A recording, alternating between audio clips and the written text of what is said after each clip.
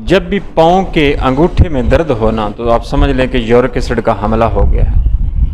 इसका लाजमी टेस्ट करवाएं यूरिक एसिड का।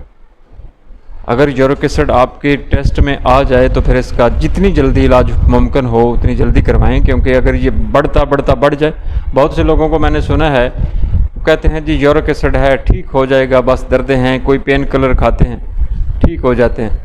इसको इतना सीरियस लेना चाहिए यूरिक एसिड को कि आप जिस तरह किसी को पता चल जाए कि मुझे हार्ट का मसला है तो वो बहुत सीरियस होकर अपना इलाज करवाते हैं, लेकिन यूरिक एसिड वाले इतने सुस्त पेशेंट होते हैं कि वो अहमियत ही नहीं देते यूरिक एसिड को। ये यूरिक एसिड अगर बढ़ जाए तो ये हार्ट अटैक करने में इसको कोई टाइम नहीं लगता।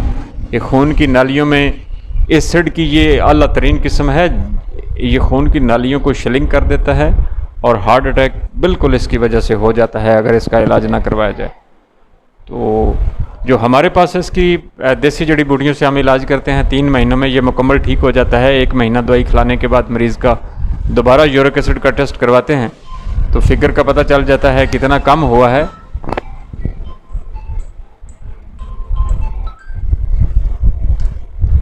और फिर दूसरे महीने और फिर तीसरे महीने इसका टेस्ट करवाते हैं। तीसरे महीने के एंड पे जब टेस्ट करवाते हैं तो मुकम्मल ठीक हो चुका होता है। ये आपको नुस्खा बताऊं तो नुस्खा आपके लिए थोड़ा मुश्किल हो जाएगा, लेकिन कीमत इसकी बहुत थोड़ी है। 2500 रुपये की 1 महीने की दवाई है इसकी। बिल्कुल आप चाहे मुझसे चाहे जिससे भी इसका इलाज करवाएं, इलाज ज़रूर करवाएं, इसको सीरियस लें, इसको आम ना लें। ठीक है जी, यही मेरा मैसेज था। अल्लाह हाफिज़। हकीम सानुल्लाह बड़ैच हूँ, फाजिलती गुजरात हूँ। 034565695881 व्हाट्सएप नंबर भी यही है और कॉल नंबर भी यही है। अल्लाह हाफिज़।